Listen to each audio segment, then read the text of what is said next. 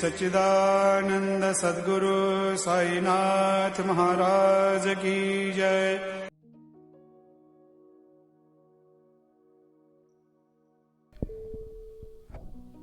Sri Sai Satcharitra, Chapter 21. Stories of V.H. Thakur, Anantrao Patankar, and Pandharpur Pleader. In this chapter, Hemad Pant relates the stories of Vinayak Harishchandra Thakur, B.A., Anantrao Patankar of Pune, and a pleader from Pandharpur. All these stories are very interesting, which, if very carefully read and grasped, will lead the readers on to the spiritual path. Preliminary. It is a general rule that it is our good luck in the form of accumulation of merits of past births that enables us to seek the company of saints and benefit thereby. As an illustration of this rule, Hemad Pant gives his own instance. He was a resident magistrate of Bandra, a suburb of Mumbai, for many years. A famous Mohammedan saint named Pir Maulana was living there, and many Hindus, Parsis, and many others who followed different religion used to go to him and take his darshan. His Mujawar, priest by name Yunus, pressed Hemad Pant many a time for going to see him. But for one reason or the other, he was not able to see him. After many years, his turn came and he was called to Shirdi, where he was permanently enrolled in Sai Baba's Darbar. Unfortunate fellows do not get such contact of the saints. It is only the fortunate ones that get it. Institution of Saints. There have been institutions of saints in this world from time immemorial. Various saints appear, incarnate themselves in various places to carry out the missions allotted to them. But though they work in different places, they are, as it were, one. They work in unison under the common authority of the Almighty Lord and know fully well what each of them is doing in his place and supplement his work where necessary. An instance illustrating this is given below. Mr. Thakur. Mr. V.H. Thakur, B.A., was a clerk in the revenue department, and he once came to a town named Vadgaon near Belgaon, South Mysore country, along with a survey party. There he saw a Kanri's saint, Appa, and bowed before him. The saint was explaining a portion from the book Vichar Sagar of Nischal Das, standard work on Vedanta, to the audience. When Thakur was taking his leave to go, he said to him, "You should study this book, and if you do so, your desires will be fulfilled. And when you go to the north in the discharge of your duties in future, you will come across a great saint by your fortune, and then he will show you the future path and give rest to your mind and make you happy." Then he was transferred to Junnar, where he had to go by crossing Nane Ghat. This ghat was very steep and difficult, and no other conveyance other than a buffalo was of use in crossing it. So he had to take a buffalo ride through the ghat, which was much inconvenient to him. Then he was transferred on promotion to Kalyan, and there he got acquainted with Nana Sahib Chandorkar. He heard much about Sai Baba from him and wished to see him. Next day, Nana Sahib had to go to Shirdi, and he asked Thakur to accompany him. He could not do so, as he had to attend the Thana civil court for a civil case. So Nana Sahib went alone. Thakur went to Thana, but there the case was postponed. Then he repented for not accompanying Nana Sahib. Still, he left for Shirdi, and when he reached there, he found that Nana Sahib had left the place the previous day. Some of his other friends, whom he met there, took him to Baba. He saw Baba, fell at his feet, and was overjoyed. His eyes were full of tears, and his hair stood on the end. Then after a while, the omniscient Baba said to him, The path of this place is not so easy as the teachings of the Canary Saint Appa, or even as the buffalo ride in the Nahane Ghat. In this spiritual path, you have to put in your best exertion. It is very difficult. When Thakur heard these significant words, which only he knew, he was overwhelmed with joy. He came to know that the word of the Canary Saint had turned true. Then, joining both hands and placing his head on Baba's feet, he prayed that he should be accepted and blessed.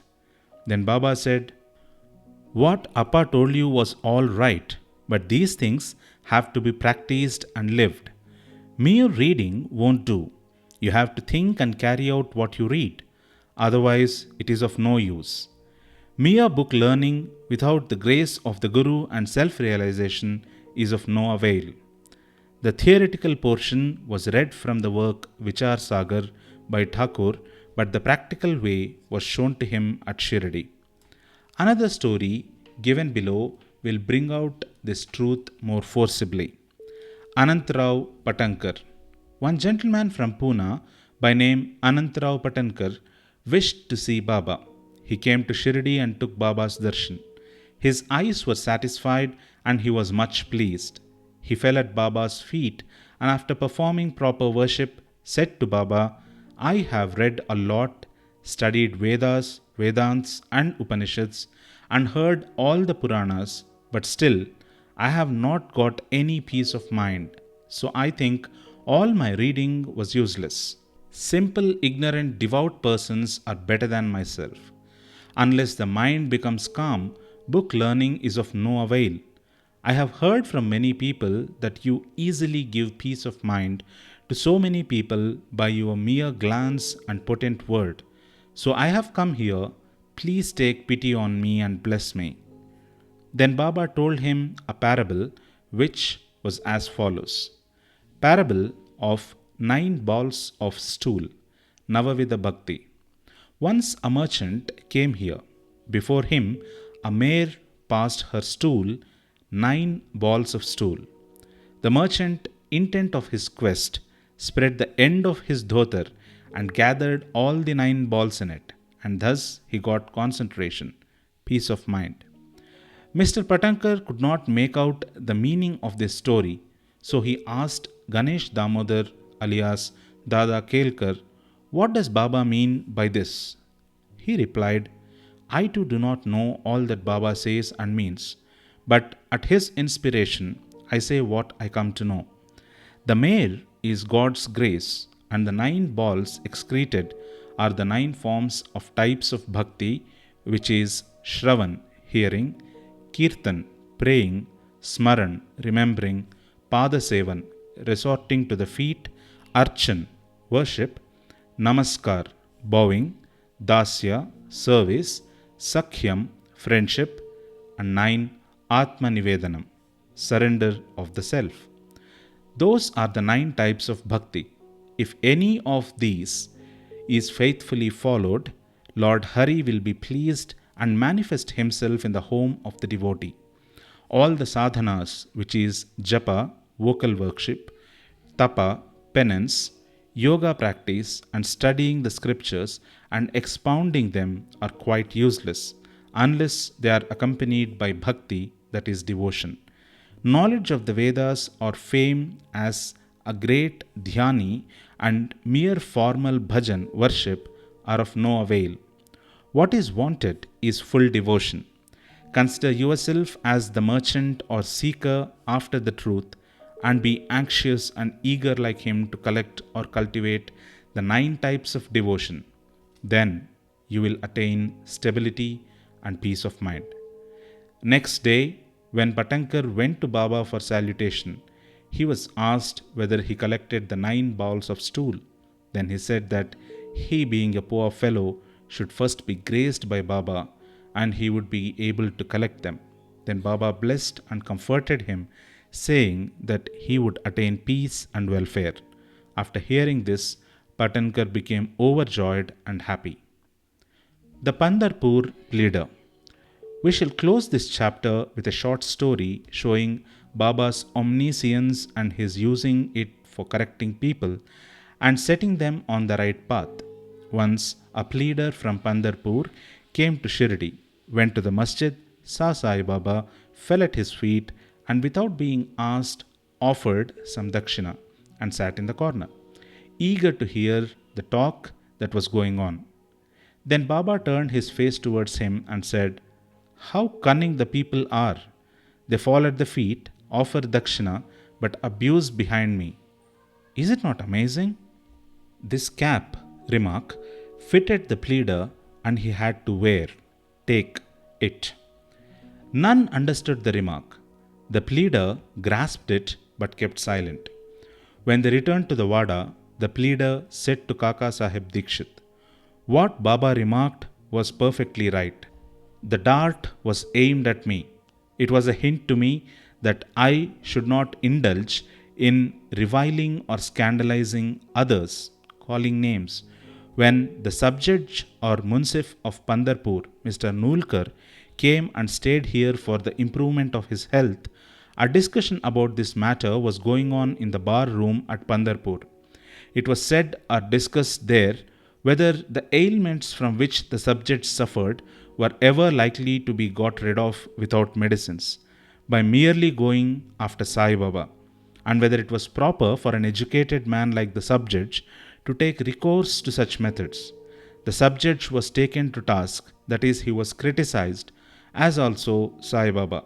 I also took part in this affair, and now Sai Baba showed the impropriety of my conduct.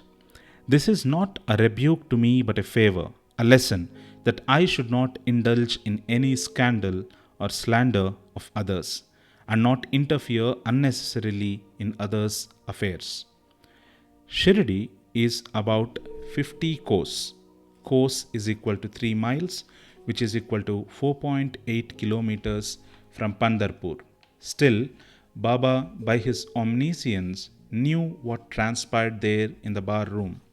The intervening places, rivers, jungles, and mountains were no bar to his all perceiving sight, and he could see or read the hearts of all, and there was nothing secret or veiled from him. Everything, far or near, was open and clear to him, as broad as daylight. Let a man be far or near, he cannot avoid the all-pervading gaze of Sai Baba. From this incident, the pleader took the lesson that he should never speak ill of others or unnecessarily criticize. Thus, his evil tendency was completely got rid of, and he was set on the right path. Though the story refers to a pleader, still it is applicable to all. All should therefore take this lesson to heart and benefit thereby. Sai Baba's greatness is unfathomable. So are his wonderful Leelas. His life is also such, for he is Parabrahma, Almighty God incarnate. Bow to Sri Sai, peace to be all.